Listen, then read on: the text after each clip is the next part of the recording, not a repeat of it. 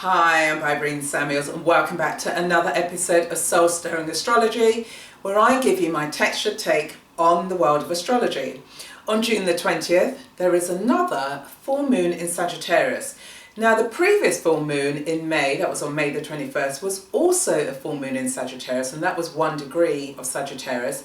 Whereas June's full moon in Sagittarius is at 29 degrees of Sagittarius. So it's been an interesting, fiery last month.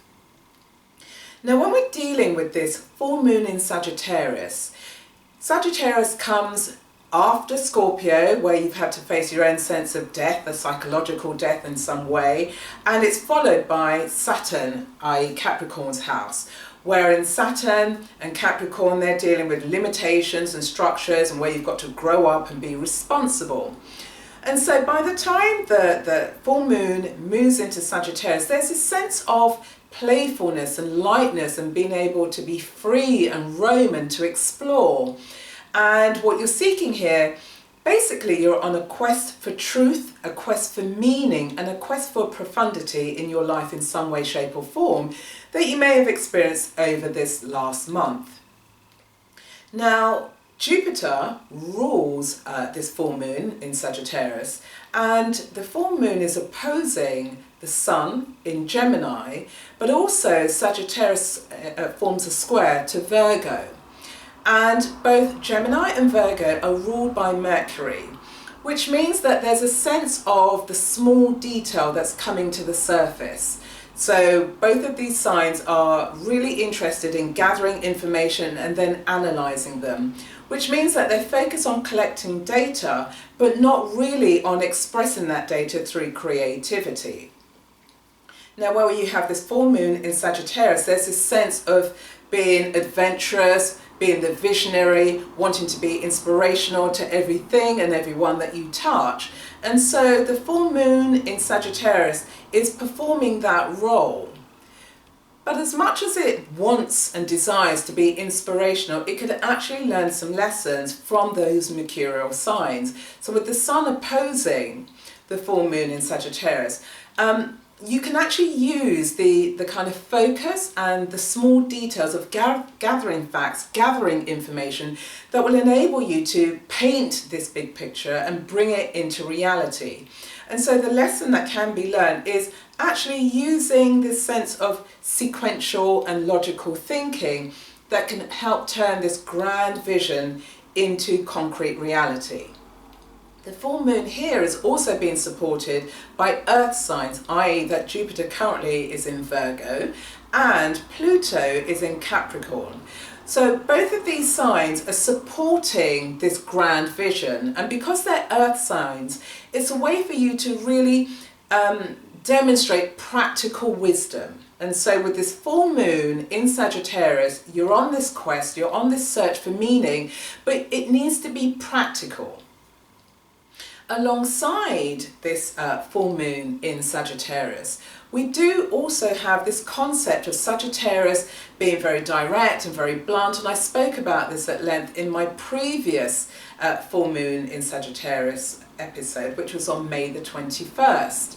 So if you look at the symbol of Sagittarius, it's about the arrow, it's about directness and archery in a sense. So in ancient India, as well as Greece, and Japan, archery was practiced, and archery was practiced as a way to bring about psychological focusing of the mind. So through practicing archery, you're able to then develop a discipline, and the discipline is about balancing, mastering the mind. And so when we're dealing with this full moon in Sagittarius, you're trying to find ways to master yourself, because Sagittarius is about the expansive nature and wanting to live in a very free way, but it's also about how do you master those negative thoughts, for example, or perceptions or mindsets or bad habits that are undermining your ability to still inspire, but not at the same time not running away from your underlying issues. And so there's a bit of a dichotomy going on here, because as much as this full moon in Sagittarius wants to be this visionary, on the other side of the coin, there's the possibility of running away from your own problems, your own issues, but at the same time wanting to be leading others to use their own wisdom.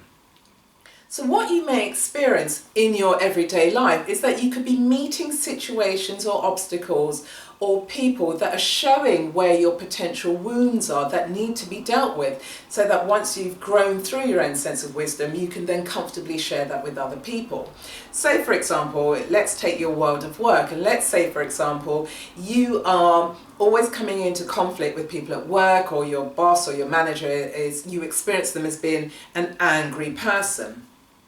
What this could show is actually that you are not using your own Martian energy in an assertive way, and so therefore you're meeting it in your outside world in an aggressive way. So this is an opportunity for you to start exploring how can you integrate your Martian energy.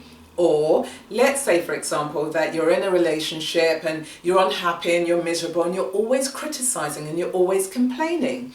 What this may show is that you're not harnessing and using your Venusian qualities, and that's about your own self-love, your own relationship with yourself. And once you're able to ground and be at ease with yourself because you've got this great relationship, you can then take that positive energy into your relationships, and you're able to behave far more harmoniously and in a balanced way.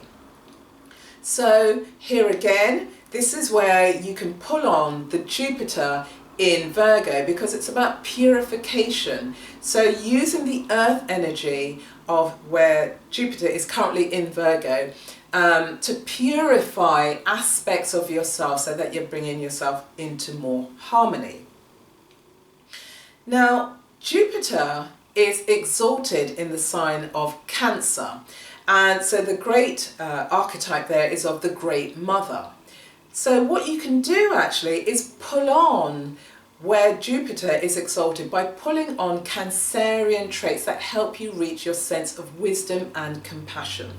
So as you're moving through this full moon in Sagittarius cycle, and you've experienced it over the last month, and it's coming to a culmination, how are you able, instead of being impetuous and running into all the distractions that Jupiter in Sagittarius provides, but how can you use and integrate your wisdom and compassion? And a way for you to do that is to tap into the area where Jupiter is exalted, and so therefore you're able to bring out these caring qualities. Now, a depiction of this has been shown in Chinese art, and there's a picture of a goddess called Kuan Yin Bodhisattva, and she was the goddess of compassion and wisdom. And so as mythology goes, she was riding on the clouds and she was moving towards wanting to really face and deal and tackle with evil. And she had her bow, she had her arrow, but while she was on her journey, she decided actually the fight is with evil and not with the wrongdoer. And here, this is an indication of how you are illuminating, how you begin to use wisdom. So instead of dispersing your energies because you're trying to conquer everything, because Jupiter is in the realm of expansiveness, it's about how you use reason and wisdom and your higher mind to bring about the right results. And through bringing about the right results, you are then able to tap into your sense of justice, equality, truth and morality. Alongside this full moon in Sagittarius, on the 13th of June, just about a week before the full moon, Neptune is moving retrograde in its own sign of Pisces. And it takes place while the Sun is in Gemini, which would then mean that the Neptune retrograde starts off in the 10th house.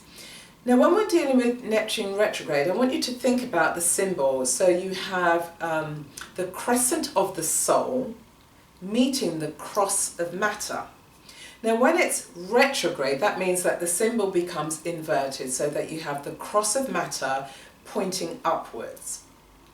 So during this retrograde period, which lasts for about 5 months, and it moves direct again on November the 19th, It's a time when you're going to be experiencing heightened spirituality. Your sensitivities are so in tune with what your soul truly desires that you're going to begin experiencing a dissolution of physical things that no longer matter in your life. So this really sensitized journey is pointing you towards how can you elevate your consciousness, your sense of spirituality, which doesn't necessarily mean that you're taking up a formal religion, but it is about your sensitivities and heightened awareness to the things that truly matter to you. Now, the placement of Neptune retrograde when it kicks off its cycle will be in the 10th house, and this is at odds, it's a contradiction, because the 10th house is Capricorn's natural house, which means it's ruled by Saturn. Here, this is about the mountain goat that struggled to get to the top of the mountain to show off everything that you have achieved and accomplished in your life. So it's a sign, or it's a placement where you want to be basking in people praising you. However, Neptune here really feels out of place because of this heightened sensitivity. It's a great period whereby you're stripping away everything that doesn't matter, and you've moved out of this competitive energy and you're tuning into, and you want to resonate with things and people, scenarios and situations that are vibrating with what your soul requires. And you may have this sense of, these goals that you've been pursuing then become a little bit more meaningless because you're picking up on this infinite world plan. And you're seeing that, you're just a speck in the ocean. So with this Neptune retrograde, it's a time for you to be connecting in a profound way around the things that are meaningful to you. And they could be so profound that you can't express them in words, it's beyond words. It's also a good time then for you to be tapping into your creativity, and your creativity could enable you to demonstrate or show these feelings. It could be through film or art or photography or writing or painting, because these are the areas that Neptune rules. So sensitivity, and what you're seeking here is your spiritual truth. And so as you can see, what I've been talking about, truth is showing itself in so many different ways. It shows up again because on the same day, which is on June the 13th, Mercury also moves into Gemini, so it's into one of the signs that it actually rules. So here with Mercury and Gemini, there's a flexibility in your thoughts, but there's also this sense of perceiving the truth in everyday interactions. So you can use this in terms of harmonizing this full moon in Sagittarius, being truthful and articulating your truths in a way that's meaningful to you. Alongside this Mercury moving it into Gemini, then there is Venus moving into the sensitive sign of Cancer.